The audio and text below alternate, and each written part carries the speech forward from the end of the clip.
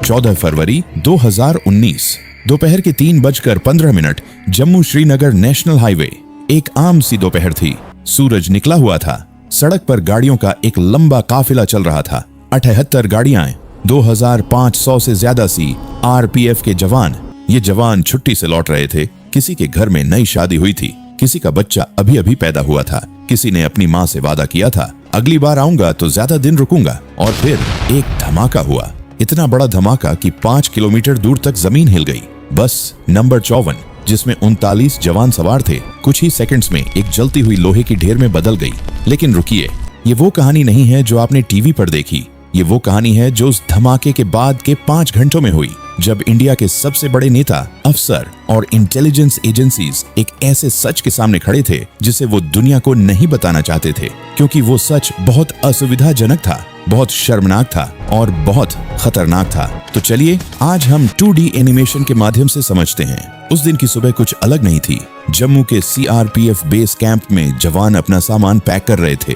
ये एक routine movement था। जम्मू से श्रीनगर तक का कन्वॉय हर हफ्ते होता था। हर बार सैकड़ों जवान इसी हाईवे से गुजरते थे। लेकिन इस कॉन्वॉय में एक जवान था, कांस्टेबल मनिंदर सिंह अटारी, पंजाब के रहने वाले। उनकी पोस्टिंग हाल ही में हुई थी। उनकी माँ ने उन्हें जाते वक्त कहा था, पुत्र ध्यान रखना। मनदीप ने हंसकर जवाब दिया था, माँ कुछ नहीं होगा।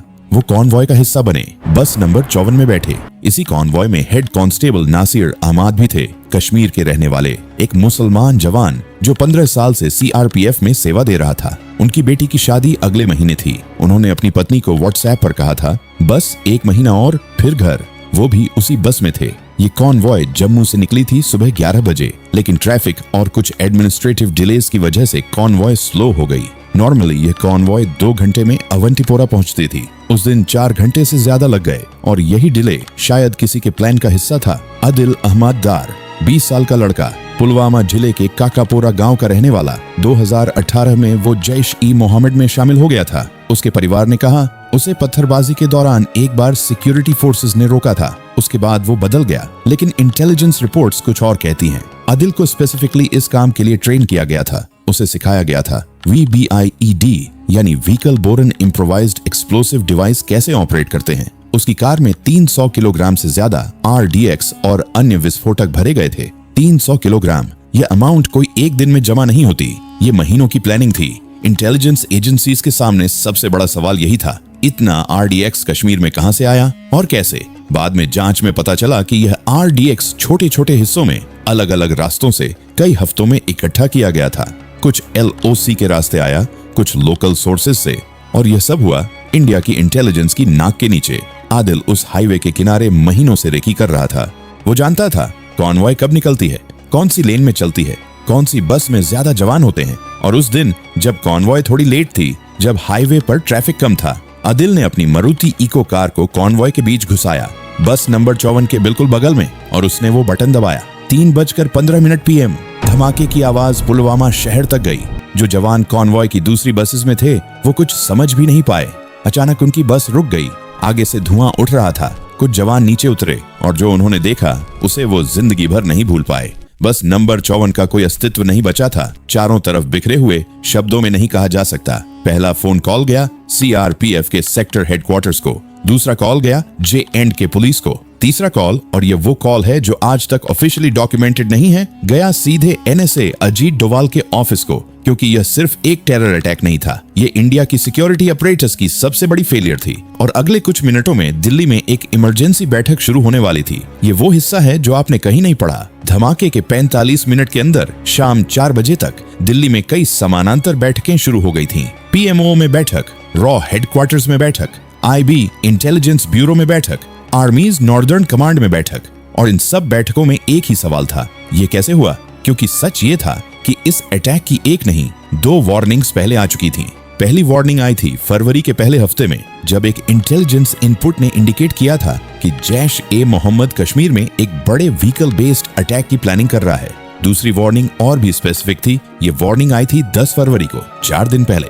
इसमें मेंशन था कि जैश के ऑपरेटिव्स ने एक व्हीकल को एक्सप्लोसिव्स से लोड किया है और टारगेट हो सकता है सिक्योरिटी फोर्सेस का कॉन्वॉय। ये दोनों वार्निंग्स ऑफिशियली IB और J&K पुलिस को फॉरवर्ड की गई थी। तो फिर कॉन्वॉय क्यों नहीं रोकी गई?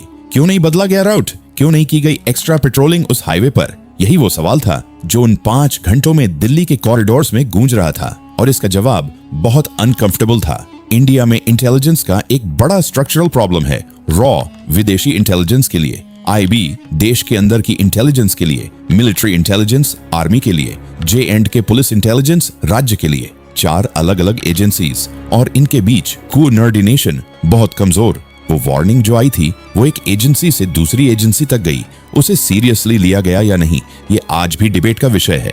लेकिन जो डॉक्यूमेंटेड है वो ये है कि उस स्पेसिफिक हाईवे पर उस स्पेसिफिक कॉन्वॉय के लिए कोई एक्स्ट्रा सिक्योरिटी मेजर नहीं लिया गया। ये इंडिया की सिक्योरिटी सिस्टम में एक ऐसी खाई थी जिसे जैश ने देख लिया था। लेकिन उन 5 घंटों में एक और बड़ा सवाल उठा, 300 किलोग्राम RDX।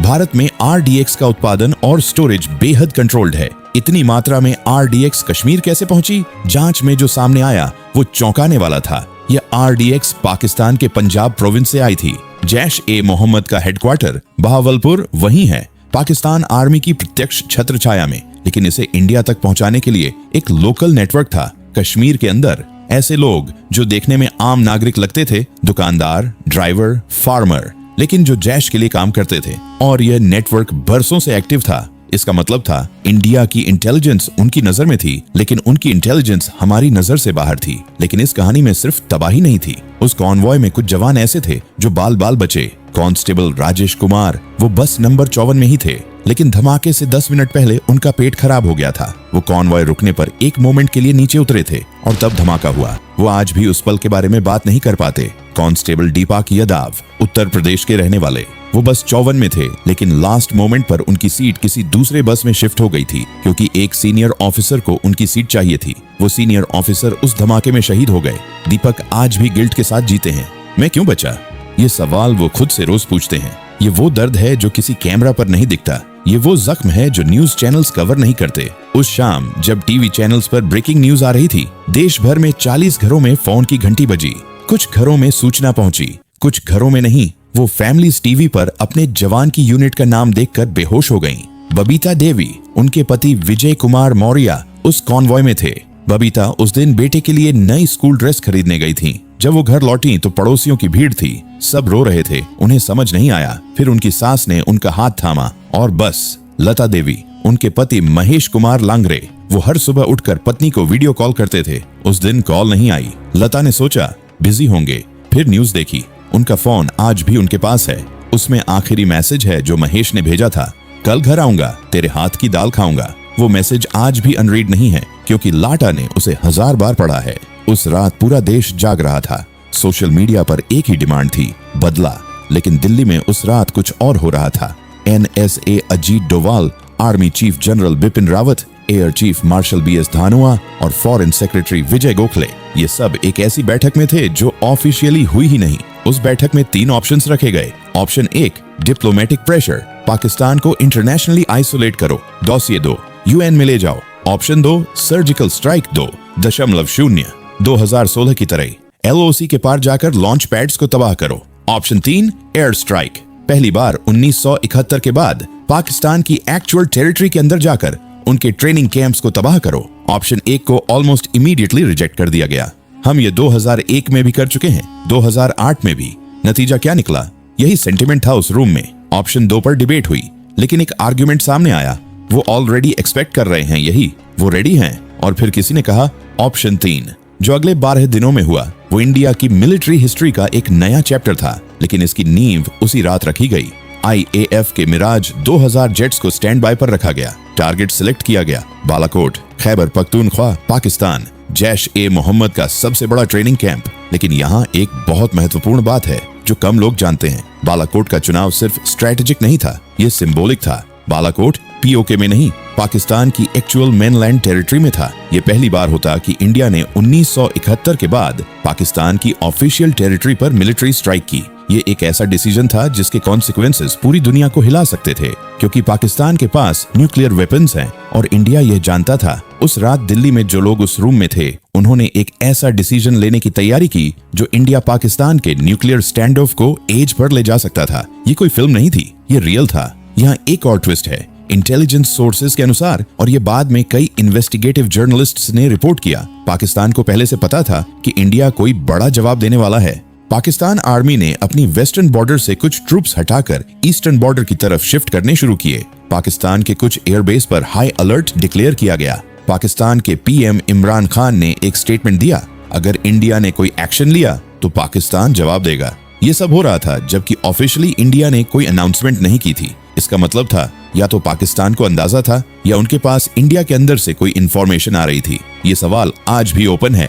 12 दिन बाद रात के करीब 3 बजे राजस्थान के ग्वालियर एयरबेस से 12 मिराज 2000 जेट्स उड़े। कोई अनाउंसमेंट नहीं, कोई प्रेस ब्रीफिंग नहीं। अंधेरे में पायलट्स को ब्रीफ्ड किया गया था। Precise target, exact coordinates, minimum collateral damage. वो पाकिस्तान की टेरिटरी में घुसे और बालाकोट ट्रेनिंग कैंप पर बॉम्ब्स गिराए। ऑपरेशन पूरा होने में 21 मिनट लगे। सभी जेट्स सुरक्षित लौट आए। लेकिन अगली सुबह एक नई बहस शुरू हुई। कितना नुकसान हुआ? इंडिया ने क्लेम किया बड़ी संख्या में आतंकवादी मारे गए। पाकिस्तान ने कहा कोई नहीं मरा, सिर्फ ट्रीज को नुकसान हुआ। सैटेलाइट इमेजेस अलग अलग इंटरप्रेट की गईं। इंटरनेशनल मीडिया डिवाइडेड था और यही वो पॉइंट है जहां पॉलिटिक्स और मिलिट्री रियलिटी आपस में उलझ गए। पुलवामा अटैक के बाद से कुछ सवाल हैं जो आज तक ऑफिशियली आंसर नहीं हुए। इंटेलिजेंस वार्निंग के बावजूद कन्वॉय क्यों नहीं रोकी गई? एक जांच कमेटी बनाई गई थी, उसकी रिपोर्ट आज तक पब्लिक नहीं हुई। जिन अधिकारियों पर रिस्पॉन्सिबिलिटी थी उनमें से किसी को भी ऑफिशियली रिप्रिमेंड नहीं किया गया। 300 किलोग्राम RDX का पूरा नेटवर्क कब तक था? NIA ने जांच की, कुछ गिरफ्तारियां हुई, लेकिन नेटवर्क की फुल डेप्थ, पूरी सप्लाई चेन आज तक पब्लिकली रिवील्ड नहीं हुई। आदिल अहमद दार को किसने रिक्रूट किया? जैश का हैंडलर जिसने आदिल को स्पेसिफिकली इस मिशन के लिए ट्रेन किया, उसकी आइडेंटिटी ऑफिशियली डिस्क्लोज नहीं हुई। कुछ रिपोर्ट्स में नाम आए लेकिन ऑफिशियल कॉन्फर्मेशन नहीं। क्या कोई लोकल नेटवर्क था जिसने कॉन्वॉय की टाइमिंग लीक की? ये सबसे सेंसिटिव सवाल है।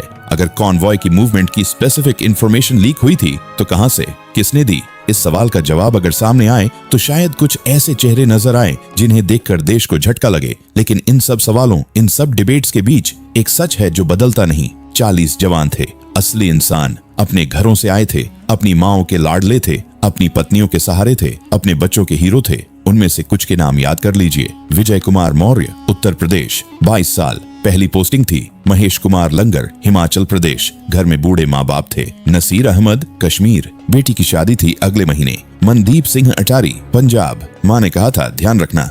रोहिताश लांबा, राजस्थान, नई नई शादी हुई थी। ये सिर्फ स्टेटिस्टिक्स नहीं थे, ये जिंदगियां थीं और उनकी फैमिलीज जो आज भी उनका इंतजार करती हैं, जो आज भी उनकी तस्वीरों को रोज छूती हैं। उनके लिए पुलवामा कोई इवेंट नहीं है। पुलवामा उनकी जिंदगी का वो पल है जब समय रुक गया। तो वापस आते हैं उन 5 घंटों पर। 3:15 PM धमाका। 4 बजे PM दिल्ली में इमरजेंसी मीटिंग्स। 5 बजे PM इंटेलिजेंस फेलियर की पहली रिपोर्ट सामने आई। 6:30 PM 3 ऑप्शंस प्रेजेंट हुए। 8 बजे PM एक टेंटेटिव डिसीजन। वो 5 घंटे जो ऑफिशियली डॉक्यूमेंटेड नहीं है, वो घंटे थे जिसमें इंडिया ने तय किया कि वो किस तरह का देश बनना चाहता है। क्या वो देश जो डिप्लोमेटिकली रिएक्ट करता है? क्या वो देश जो मिलिट्री रिस्पांस देता है? क्या वो देश जो न्यूक्लियर रिस्क भी उठाने को तैयार है? उन 5 घंटों में जो डिसीजन हुआ उसके परिणाम आज भी सामने आ रहे हैं। बालाकोट के बाद इंडिया पाकिस्तान रिलेशंस बदल गए। लाइन ऑफ कंट्रोल पर सिचुएशन बदल गई। पाकिस्तान के इंटरनेशनल आइसोलेशन की कोशिशें तेज हुईं और कश्मीर में 5 अगस्त 2019 को आर्टिकल 370 हटा। क्या यह सब पुलवामा के बाद की उस रात के डिसीजंस का हिस्सा था? इतिहास तय करेगा। पुलवामा जिले के एक छोटे से गांव में एक बूढ़ी माँ हर शाम अपने घर की छत पर बैठती है। उनके बेटे की तस्वीर उनके पास है। वो कहती हैं, वो आएगा, बस थोड़ी देर में आएगा। उनके बेटे को शहीद हुए 6 साल हो गए, लेकिन माँ का दिल मानता नहीं। यही पुलवामा का असली दर्द है। ये कोई पॉलिटिकल डिबेट नहीं है, ये कोई स्ट्रेटेजिक कैलकुलेशन नहीं है। ये एक माँ का इंतजार है और ये इंतजार हम सबको याद दिलाता है कि जब हम अपने घरों में सुरक्षित बैठे हैं, किसी सुरक्षित सड़क पर चल रहे हैं, किसी तिरंगे को देखकर गर्व महसूस करते हैं, तो वो गर्व, वो सुरक्षा, वो आजादी किसी की जान की कीमत पर है। उन 40 जवानों की जान की कीमत पर जो उस दिन 14 फरवरी 2019 को उस हाईवे पर थे और जो घर नहीं लौटे, उन्हें सलाम। भारत माता की जय। शहीदों को सलाम।